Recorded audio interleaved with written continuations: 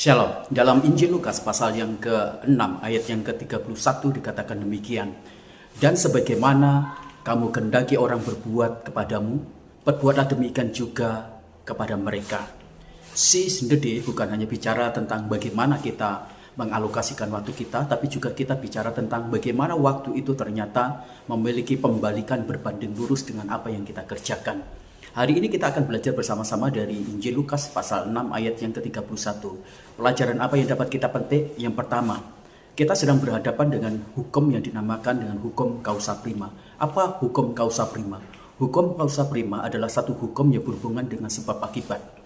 Kalau kita tidak menginginkan orang lain itu menghina kita, kalau kita tidak menginginkan orang lain mencaci kita, kalau kita tidak menginginkan orang lain memfitnah kita, kalau kita tidak menginginkan orang lain menggosipin kita, kalau kita tidak menginginkan orang lain berlaku buruk dalam hidup kita semuanya, maka jangan pernah kita memperlakukan orang lain dengan cara buruk. Jangan pernah kita menggosip, jangan pernah kita memfitnah, jangan pernah kita merendahkan orang lain. Jadi hukum causa prima itu akan berdampak pada keberadaan pembalikan kepada diri kita sendiri. Jikalau kita menyakitin orang lain, pasti kita juga akan disakiti.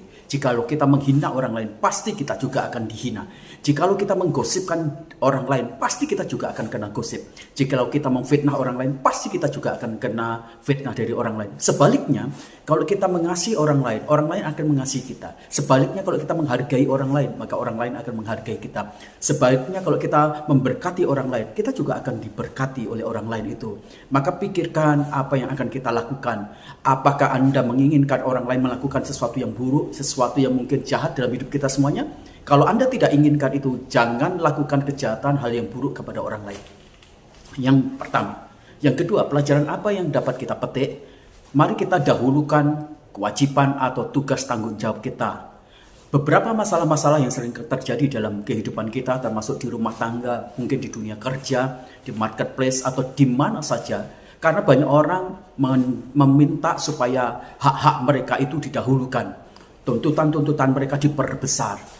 Jikalau hak dan tuntutan itu dikedepankan dan kemudian tidak diimbangi dengan penyelesaian tugas dan tanggung jawab, maka jelas itu akan menimbulkan pertentangan. Jelas itu akan menimbulkan konflik yang akan berkepanjangan. Kalau kita menginginkan hasil yang baik, kerjakan tugasmu, kerjakan kewajibanmu. Seseorang yang mengedepankan kewajiban dan tugas-tugasnya, maka orang itu akan menikmati kehormatan, maka orang itu akan menikmati reward, maka orang itu akan menikmati hasil, maka orang itu akan menikmati penghargaan, maka orang itu akan menikmati apresiasi. Jadi jangan pernah kita menuntut hak-hak atau kemudian tuntutan-tuntutan yang berhubungan dengan kita lebih dulu, sementara tanggung jawab, hak-hak kita, tanggung jawab dan kewajiban kita tidak dapat diselesaikan dengan baik. Dan yang terakhir, mari kita berkomitmen jadi orang-orang yang tulus. Beberapa dari kita semuanya menjadi kecewa, kita menjadi marah. Kenapa? Karena pada waktu kita memberi, waktu kita melakukan pelayanan, waktu kita melakukan banyak hal, kita berharap sesuatu. Maka di ayat yang selanjutnya dikatakan, kalau kamu memberi tetapi kamu berharap, apa gunanya itu orang dunia, orang yang tidak percaya Yesus bisa lakukan? Ketulusan itu menghindarkan kepada kita semuanya sebuah tuntutan.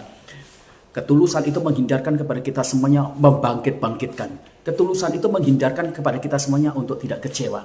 Maka mari kita berkomitmen supaya kita menjadi orang yang tulus dalam berkarya, dalam memberi, dalam melayani, dalam berbakti. Pendeknya dalam segala kehidupan kita. Jangan pernah kita menjadi orang yang selalu memikirkan balasan dan tuntutan. Hak. Dan akhirnya kita akan menjadi kecewa. Kiranya Tuhan Yesus memberkati kita. Amin.